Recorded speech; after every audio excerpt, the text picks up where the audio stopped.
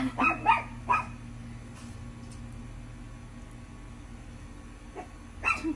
if you're gonna pee in her yard, you better be nice to her.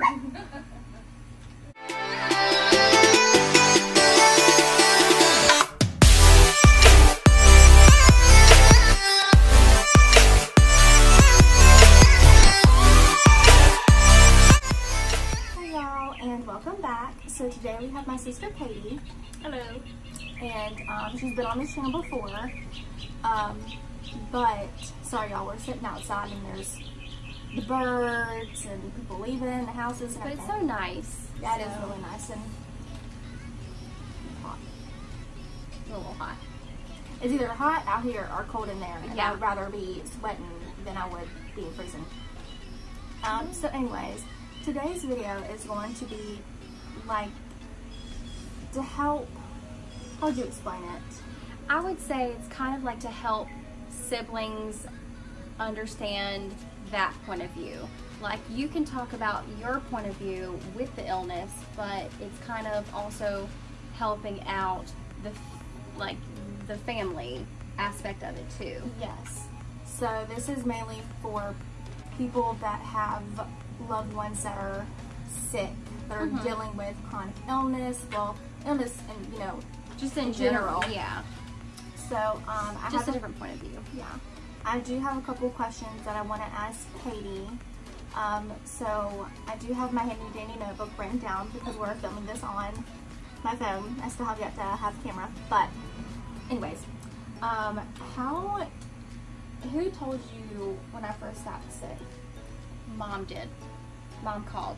So, in one of the previous videos, in case y'all haven't seen it, my husband Devin was in the Marines, so we were stationed in Hawaii. We were there, I don't remember how long we had been there, but we'd been there for a couple of years. 4 years, right? We were only there for a total of 4 years.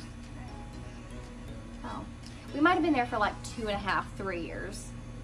And then my mom called and said that Christina had been having some issues, which I had, like in middle school, I'd had some issues with like throwing up and stuff, but mine ended up being acid reflux. So it was, basically that's how I found out. So Mom had called and said, hey, do you remember when you were getting sick and blah, blah, blah, and I was like, yes, because I actually had to be hospitalized too. And you had to have a tube. They had to do an endoscopy and a colonoscopy. They ran a tube because I couldn't eat and keep anything down, so they did like put a tube in my nose and then went down my throat and then went to my stomach. So I was able, or I got some stuff that, but eventually that ended up having to be taken out. So my mom had called to ask, like, because we thought maybe that's what it was, like there was some kind of similarity going on here or something like that. So she had called me. We talked about the possibility of that being it, and so that's how I found out. And then Christina was going to like different doctors and everything, and eventually they ruled that out. So that's how I was originally Mom informed. Okay. Yeah. And I'm just gonna say this: I got sick in the early 2015, it's like February 2015, with SMAS, superior mesenteric artery syndrome. I do have a separate video explaining what that is, so I will have that link down below for y'all, because that just talks about really what it is, more depth. So I'll have that link down below. She'll have it linked down below. Yes, for y'all. Okay, so what did you think and how did you feel since y'all were in Hawaii? Since y'all were so far away. Okay. And by the way, I've only heard like one of these questions. Yes. So these are pretty much impromptu. That is can you ask it again? Okay, what did you think? Well, okay, what did you think? Well, I didn't really know what to think because it was like The early steps. Yeah. And so, I mean, I was concerned, but I wasn't. I'm just the type of person that I'm not going to panic. Like, I'm not going to jump to conclusions. I'm not going to like, I try to rationalize for the most part. So I didn't want to be like, oh my gosh, this is like, what in the world, blah, blah, blah. I was just like, you know, it's still super early. So, she's going to different doctors, having testing done and stuff. So I was just kind of like, keep me posted on what you find out, because like through the whole process. But I didn't really panic. And I also think that you didn't think it was that serious. I didn't think it was that serious. But that being said, I think it was really hard to be away and know how serious it was. Because it's kind of like, it sounds so bad, but it's sort of like, not out of sight, out of mind, but it's like when I wasn't here to actually see, to actually see it, it's like I was only hearing about it, so it was kind of hard for you to play. It was hard for me, yeah, it was hard for me to see how serious it was, because I wasn't hearing about it like all the time. It was just like, when Mom and I would talk, she would say, Christina had an appointment, this is what they would say, but because the doctors weren't really getting anywhere, it didn't really, I mean, I knew that you were having issues, but it didn't really sink in until we were closer to coming home. And it's not like y'all were 5 hours away. Right, we were on the other side of the world, so yeah. We're 6 hours behind. So the communication is kind of harder. It is definitely a little more difficult. So I think that did create a barrier. It wasn't that I was trying to be insensitive or that I didn't care. It was just like there was so much separation there physically and, I mean, verbally, I guess, to where it was difficult until I really got back home and then got to see everything. So I think that made a difference too, actually, when we got back home. Did that answer the question? Okay. So what do you think of these illnesses? Like what I have, which is the superior mesenteric artery syndrome and gastroparesis. What do you think of? I mean, any illness sucks. Yeah, no matter what it is. As far as like yours in particular, they are more rare. So I think that you have to think outside the box. Like when you start having issues, you have to venture out. I mean, we're in a smaller town where a lot of the doctors aren't as familiar with SMAS and gastroparesis, mainly SMAS, because I think they're a little more familiar with gastroparesis than they are with the SMAS. SMAS is extremely rare, and it's very hard to get diagnosed with it. A doctor told me that I had to get out of Roanoke, Virginia, and able to finally be diagnosed. And that was even before she was diagnosed with gastroparesis. Yeah. So the SMAS, that was like a huge issue, was that no doctor really around here knew what the problem was, and not that many. I feel like sometimes there's a bit of pride, so, and they don't really want. So, not all doctors, here's a disclaimer, not every doctor is like this. I just think that sometimes some of them can, when they're stumped, they don't really know what to do. Not that they have like too much pride to say, I don't know what's wrong with you, but they really just don't know what to do and where to go from there. So you have to kind of outsource, like travel, think outside the box. Where can I go? Who can I see? That kind of thing. You just have to research and look into it and put in your symptoms and your signs. And I mean, what I think about these illnesses, what I think about them is they are so rare, especially SMAS, that you have to think outside the box and you have to not be discouraged. I know it's so much easier said than done because, I mean, she's lived with it. We have been here and we've seen it. Yeah. So, I mean, you're going to get discouraged and you're going to get down, but as hard as it is, you like I always say in most of my videos, we are firm believers in God and prayer. You just have to stay strong and remember. Not even prayer for just you. Not even prayer for the one who is sick. Prayer for the doctors and prayer for everybody that's trying to figure out what the problem is, because it's not just, I mean, just prayer, like praying over the whole situation, I think. Yes. Well, that's what I was, I'm sorry, saying.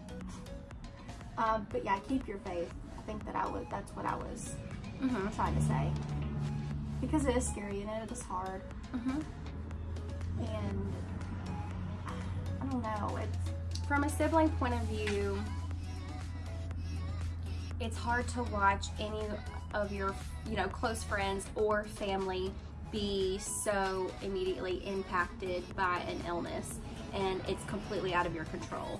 So there's like a sense of helplessness and a sense of, let me just tell you. So one thing that kind of hit hard was when Christina, before she got her feeding tube. The first one or the second one? The first one.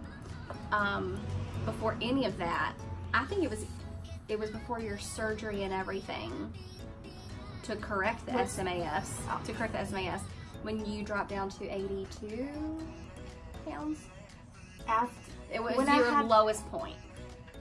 Okay, so when I had my BBJ, the SMAS surgery, I was like 100 pounds. And then when I got diagnosed with the gastroparesis, I was 82 pounds. And they didn't want to put a feeding tube in because they said my weight was okay, but if I lost 2 or 3 more pounds, then they would put one in. Yeah. But it was before you got your tube that I hadn't seen her for, a couple of weeks. And where was I? You were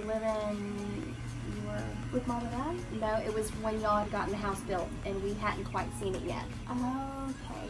So I hadn't seen you for, maybe it wasn't quite a couple weeks. Maybe it was, I don't know how long it was. I hadn't seen her for like maybe a week or 2 or something like that. I'm pretty sure it was like 2 weeks. So we had talked, but we just hadn't actually physically seen each other.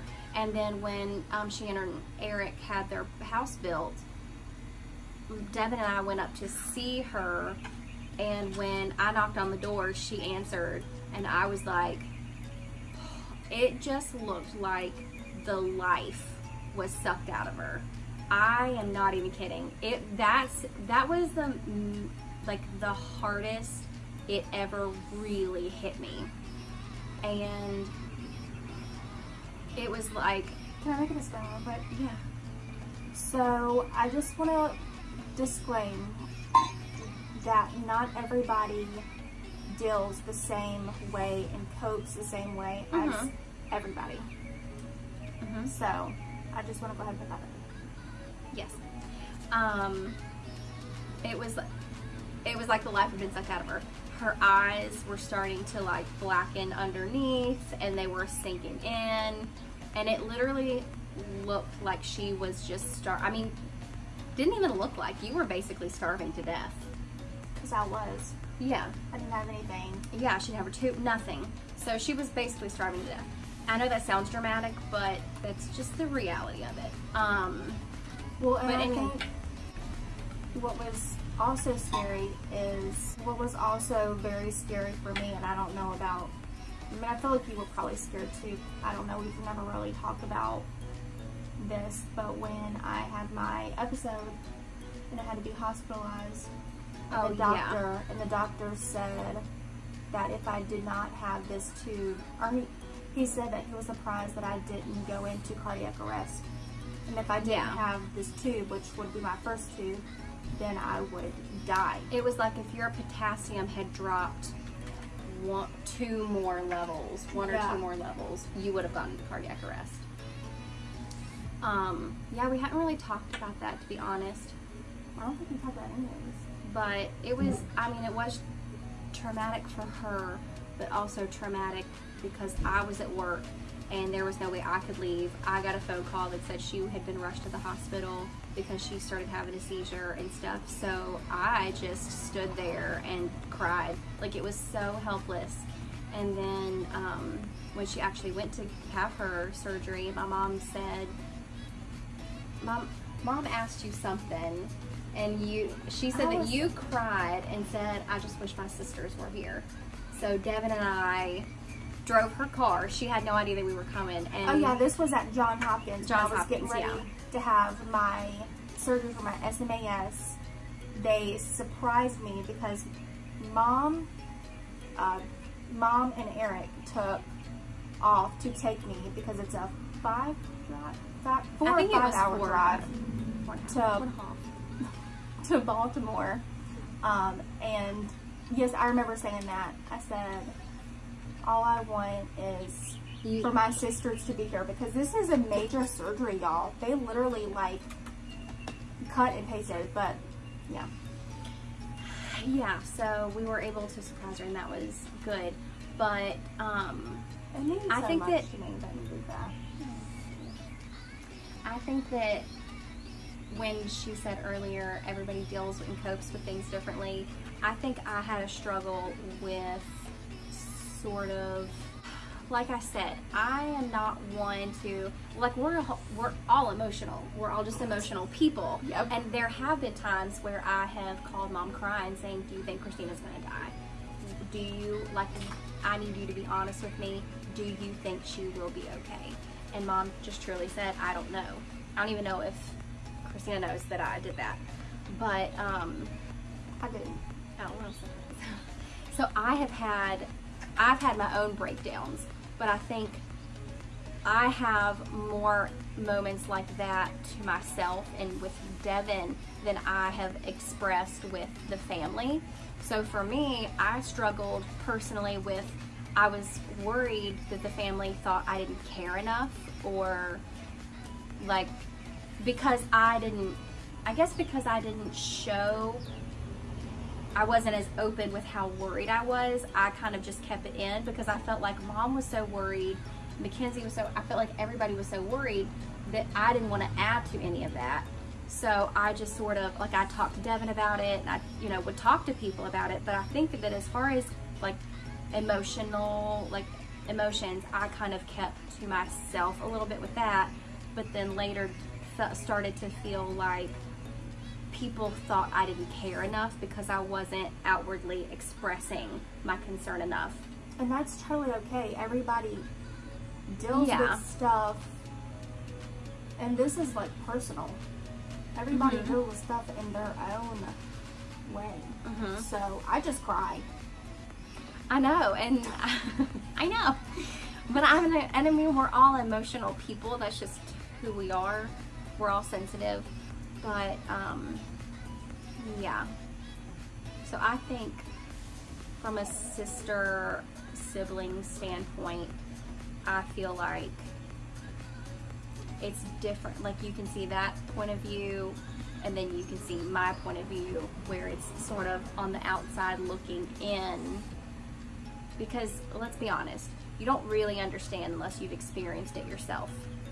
So, to me and any normal, not normal person, but any normal person, but like for me, I can eat. So I'm hungry, I just eat. I come home from work or from the gym and I'm just like, man, I just need something, and I can do that. But to have that taken away from you is having a huge part of your life, because I mean, your entire life revolves around eating and drinking. Yes, it's just part of like being like sustaining, your health, nutrition. Yeah. So I feel like when that's taken away from you, you look at it differently. I have never thought twice about saying, man, I'm starving, until she got sick. And then it's kind of like, if I'm like, oh my gosh, I'm starving, or I think I might starve to death. Like, even little sayings like that, just figures of speech, it makes you think twice when you have really been around and seen someone who kind of, you know, was on the verge of starvation. So it does make you think twice about saying things like that. And she's the baby of the family. So it's really hard. And not that that's like a huge thing, but it's already so hard to believe that she's as old as she is. So to think about like she's our baby sister is just difficult. Yeah. And I want to add that, so when I first got sick, it was extremely hard for me to go out with family or even Eric to restaurants and have them eat in front of me.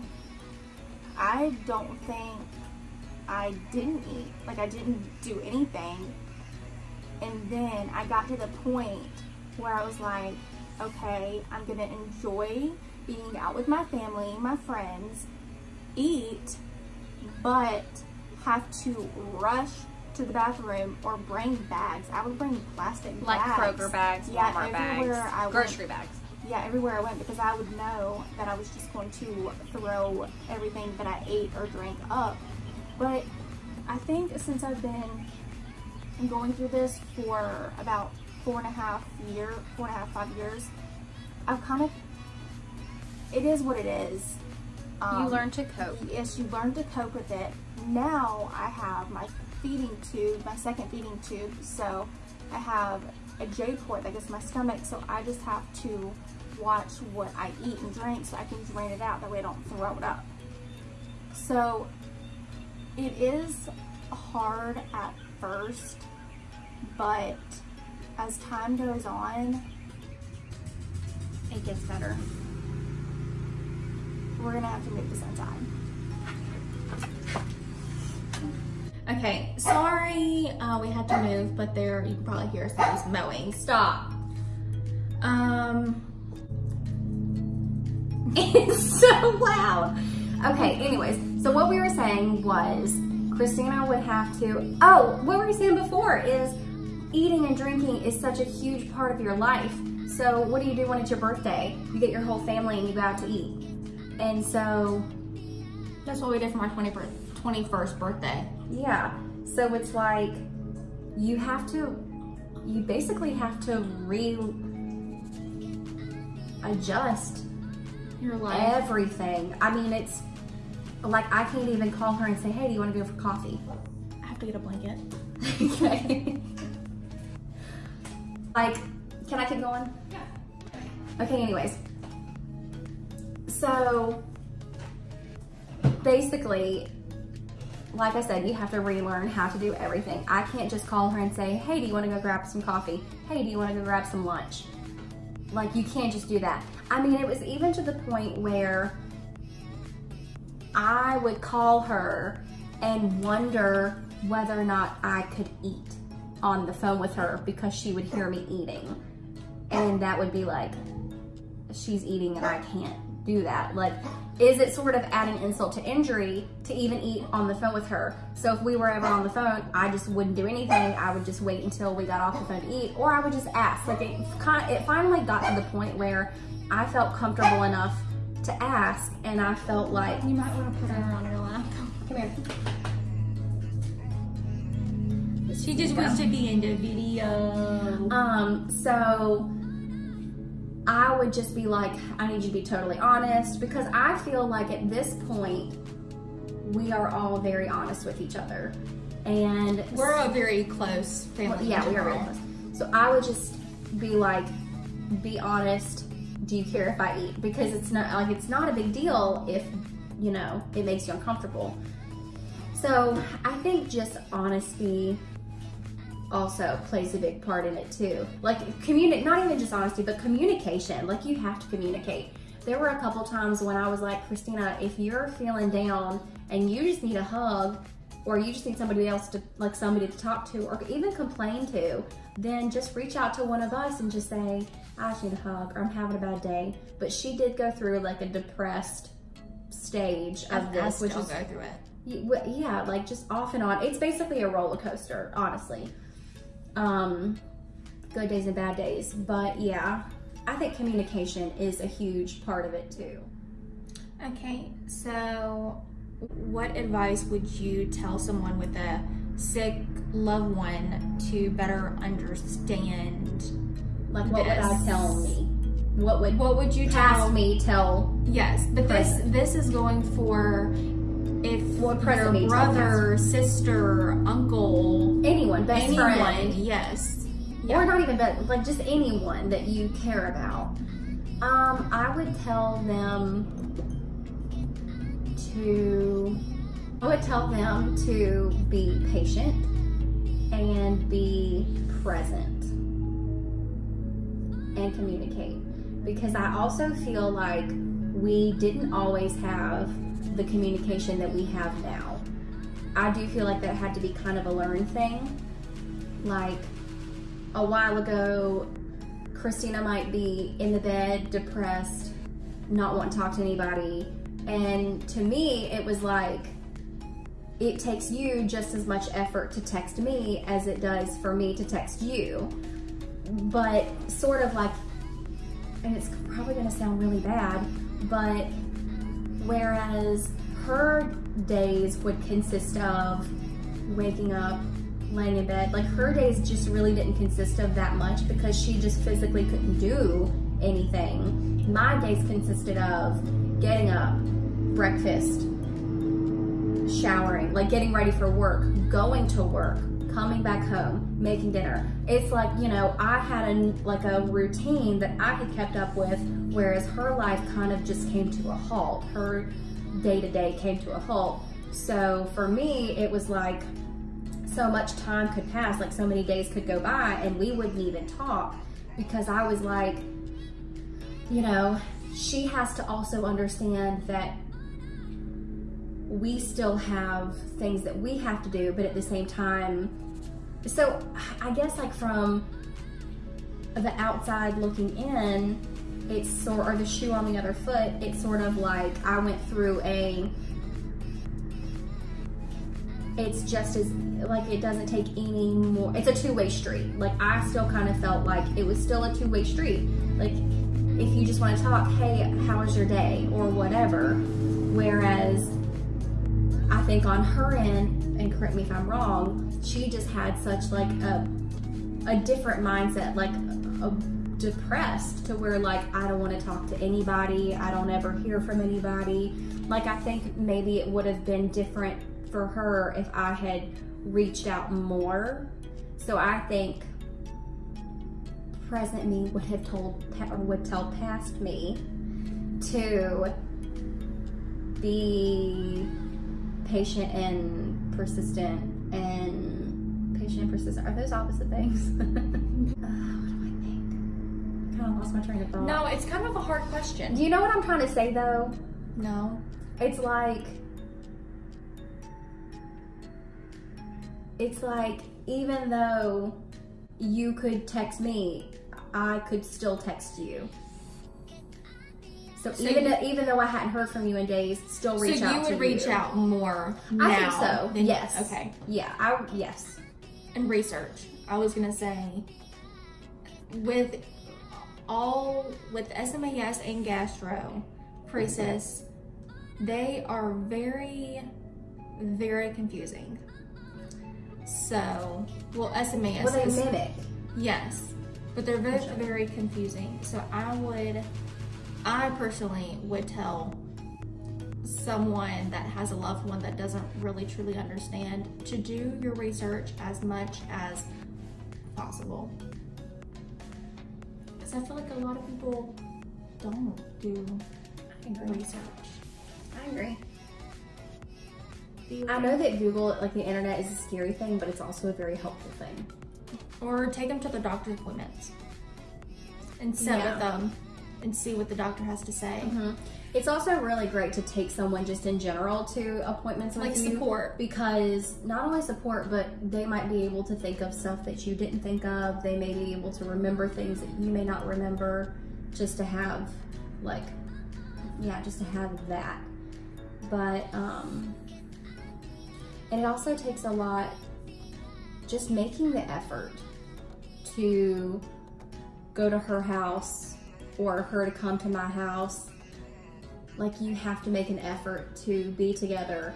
Life is so busy anyways, but when you are faced with something that is life-threatening, something like this, it kind of puts things into perspective. Like, it's very humbling.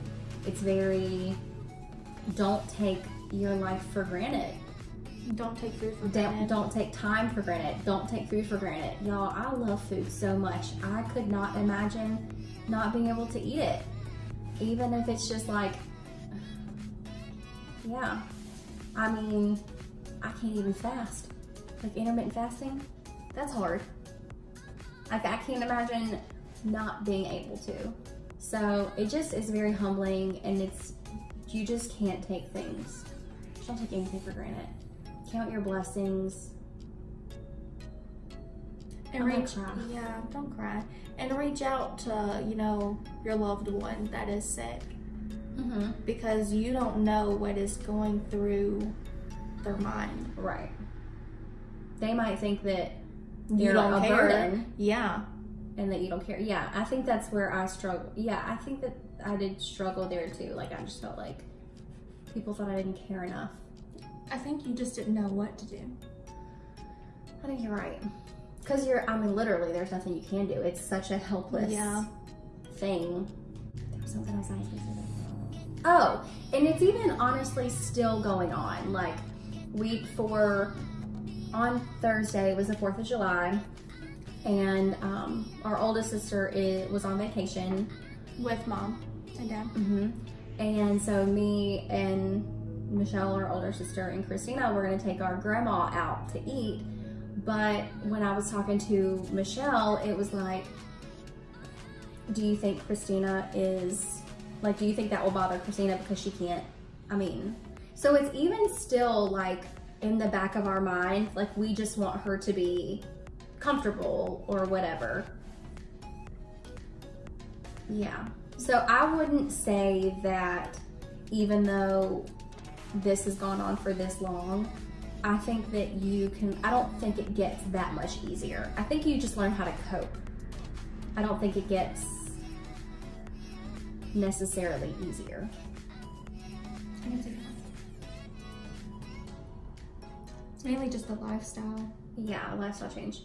But it is definitely,